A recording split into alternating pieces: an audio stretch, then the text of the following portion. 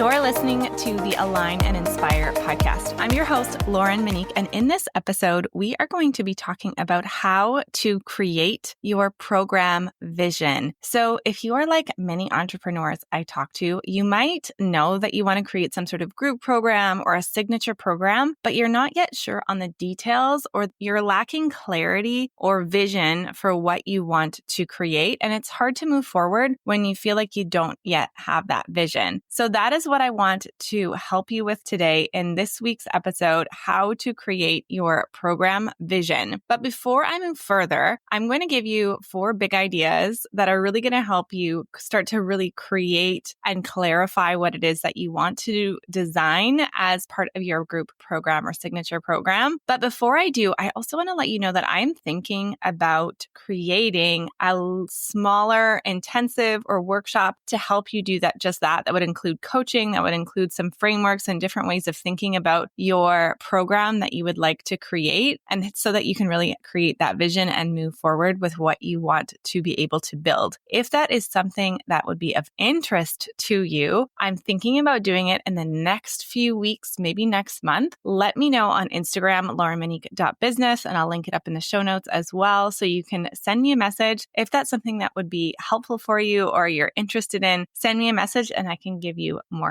details. So let's jump into those 4 big ideas to help you craft your program vision. So the first thing, of course, I'm going to say is that you need to think about choosing your niche. So yes, for marketing purposes, of course, your niche makes a big difference, because when you can speak specifically to what it is that you do, people are going to know that you can help them and that you get them. So yes, I'm sure you've heard other experts say that when you have a niche, it makes your marketing easier. However, what I really want to add to that conversation is that when you have a niche, it is going to cut down on your program creation overwhelm, and you're going to get way better results. Because when you think about it, when you have a clear niche, that's when you have like-minded people and who are at a similar place in their journeys, all working together so you can help them with a similar problem. The challenge that might happen if you don't have a clear niche, if you do manage to bring people into your program with a wide variety of problems or a wide variety of different things that they're working through, is you're going to be really spread thin and scattered. A lot of your content isn't going to be, it's not going to be relevant for your clients, and you're either going to be speaking over people's heads or it's going to be too simple. So let me give you an example. So I used to be a French teacher, a French immersion teacher. And so my students, for the most part, had been learning French since they were in kindergarten full time. And by the time they got to me, grades 8, 9, and 10, they had, in theory, been speaking French since they were 5. And they were and I was helping them improve their speaking abilities, their conversations, things like that. So I was creating curriculum to help them improve their speaking. And it would have been if I didn't have that particular niche, one of the specialties that I had was communicating, speaking, and French. If I didn't have that particular niche or that particular problem that my course solved for, say, grades 8 and 9, if I had beginner French students in my classes that were the same age, and then younger students that just new to French, and then kids that had been speaking French their whole lives and were actually native speakers, that was their first language, there would have been such a huge variety. And some kids would have been absolutely bored out of their minds and getting into stuff completely disengaged. Other kids would have been completely lost. It would have just been chaos in my classroom. And the same is true for your niche. If you're having a hard time narrowing it down and deciding what kind of content you need to put in your program and what topics, it might be because you're not narrow enough on the person and problem that you are going to address, or the person you're going to help, the problem you're going to address. So, and we're going to touch on that in the second point too. But what I would say is, if you're struggling to decide, if you're like me and you one-on-one helped people with lots of different things, my encouragement to you is what a mentor once told me, is to date your niche. Date your niche. So you're not getting married right away. You're just dating it, trying it on. It's dating. We could even go with a metaphor of you're going shopping for a new pair of pants and you're just trying different styles on in the fitting room. Okay. So instead of saying I'm nailed, I'm stuck into this niche, you could try things out.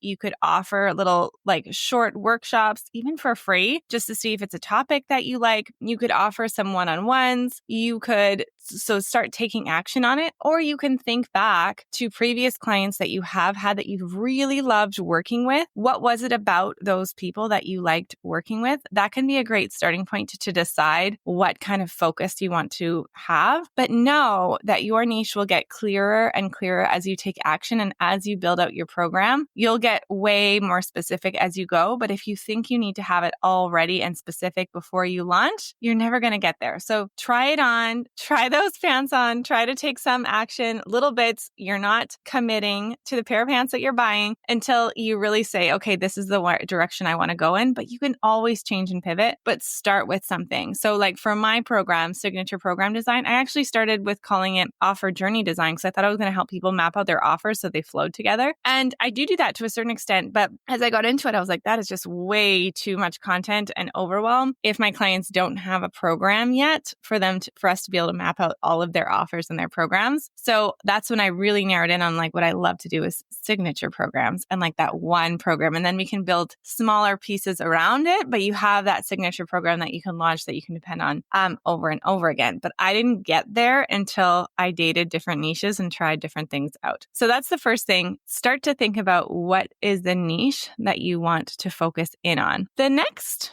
big idea is how to translate your expertise into something that people will be willing to pay for. Something that people will be willing to pay for. So the big thing to think about here is that your program needs to solve a problem. Your program needs to solve a problem. So when we think about niche too, it's either, and usually both, getting clear on the person that you help and the problem that you solve. That is your niche, right? So one example that I was thinking back on when I was creating different programs, when I was writing curriculum for teachers, because I started out as a curriculum writer in my business. And one particular product did so much better than a number of different products. And the reason why this product did so well is because one of the most challenging parts of the day for teachers is when students are coming into the classroom and they're getting settled in to their day because they're like chatting with their friends, their energy is scattered. Like if you have kids and you think about your kids when they come home from school and they're all over the place, and to like bring them, center them in, to focus them in. Even like if you think about going to a yoga class, like you need that time to kind of like center yourself in, meditate a little bit before you can move and focus in on the yoga class. So that's the same thing. So these students would be like, you're like all over the place, chatting loud, and they'd ask all these questions. Teachers feel pulled in all directions at the beginning of class in high school. So I created a product that was a year-long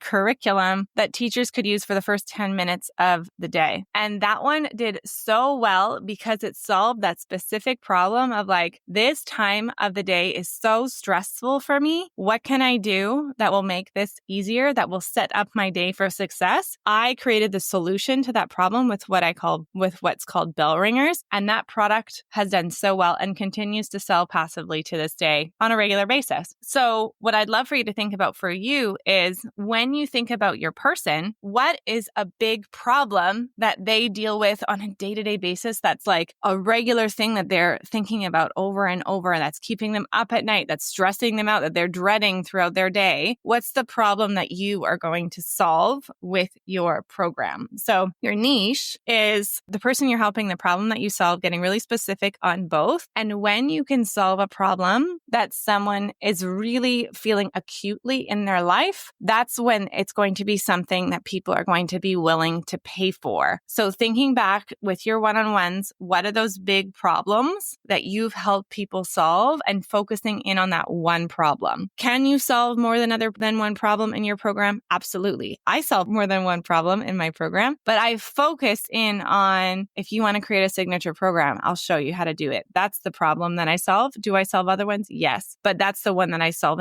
as my main topic. And so that's what you want to think about too. What is that main problem that you want to solve? So that's the second idea. So the first one, how to choose your niche, thinking about your niche, and then what problem are you going to solve so that you're creating something that people are willing to pay for. The next big idea is to think about how to decide what you want to include in your program. So this is sometimes something that trips people up, is they don't have the vision of what the program's going to look like. They might even know who they want to help, a problem that they want to solve, but they don't know what the program actually is going to look like as a general kind of idea. So this is when I wanted to give you some ideas on here. So we call these deliverables. So what are the deliverables your program is going to include? So deliverables are things like Facebook groups, Zoom calls, meditations, one-on-one calls, group calls, curriculum, or like a core course. What are the different pieces to your program? And so I wanted to give you some examples to start having you think about what could be helpful for you. So once you have an idea of the problem that you solve and how you're going to get people the result or that transformation, like when you're thinking about the problem, what are things that you can offer to get them the result faster? What are things that you can offer to get them the result faster? Those can start to give you some ideas of what your deliverables could be. So a few examples. I had one client who helped people write their dissertations. And one of the biggest challenges is obviously if you have a busy life and you have many things going on, writing your dissertation, that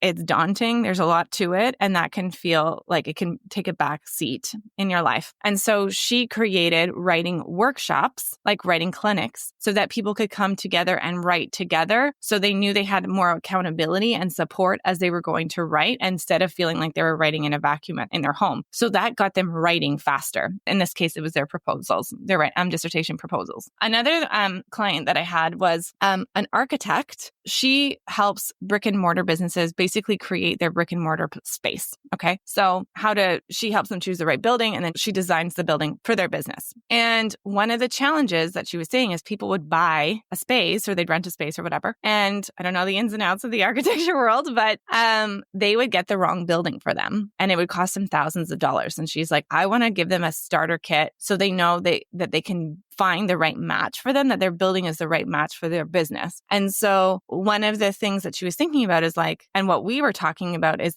we don't need to know everything that an architect knows to find the right buildings. We just need to have little ways of helping us find the right thing. So yes, she did things like a curriculum and stuff like that, but she had little checklists. So when a client was going to go shopping for a building, they had a checklist of these are the things I need for my business. And does this building have those things? Even little words that they would understand, oh, this is what this word means. This is what this word means. So they were informed enough, but they were just a quick thing that they could bring with them. So then when they went to go look for a building, they were prepared. And so it helped them choose a building faster and with more ease and all of that stuff, avoiding all the research that could go into it. So that's another thing you could think about is how can you help people get success? Like for example, with those writing workshops or clinics, how can you help people get the result faster with checklists or different checklist scripts, things like that. Another one that I do is I help clients, of course, create their offer, their program design, and their systems, how they're going to deliver their program, right? And one of the things you can feel when you're creating your first version of your outline for your program is should I include these topics? Does this make sense? I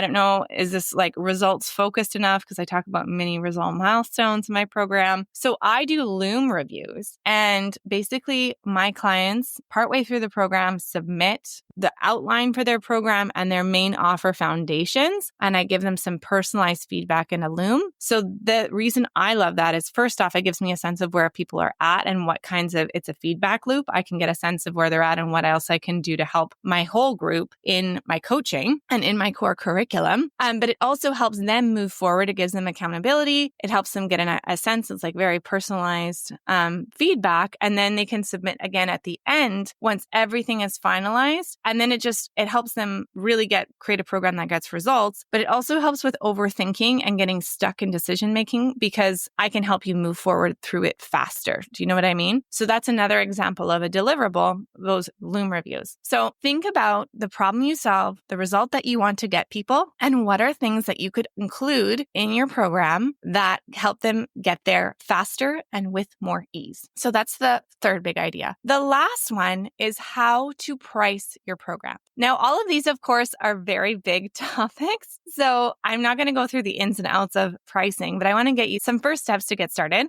And if this is something that you want more support with, again, message me on Instagram so I can let you know the details for this intensive that I am planning. But how to price your programs. So there's a lot to it. The two things that I wanted to share with you on this are kind of like a left brain and a right brain, or a feminine and masculine kind of way of seeing it. Okay. So feminine being like the more energetics. How do you feel? Is it in alignment for you? And then the masculine, like we're going to talk about market research. Okay. So energetics, I like to think about, do I feel good in my pricing structure? Does it feel like a fair exchange? So this is really getting connected to your body and your intuition and thinking like, when I set this price, do I feel like A, I'm doing too much for this price point, and I'm going to feel like it's not, the law of reciprocity isn't there. Like I'm going to feel like I'm over delivering and doing too much, and I'm going to feel like resentful of all the work I'm doing. I have absolutely been there many times in my business. Like I've done too much for the price that I've charged. Usually when you feel that way, that's an indication that you need to raise your rates.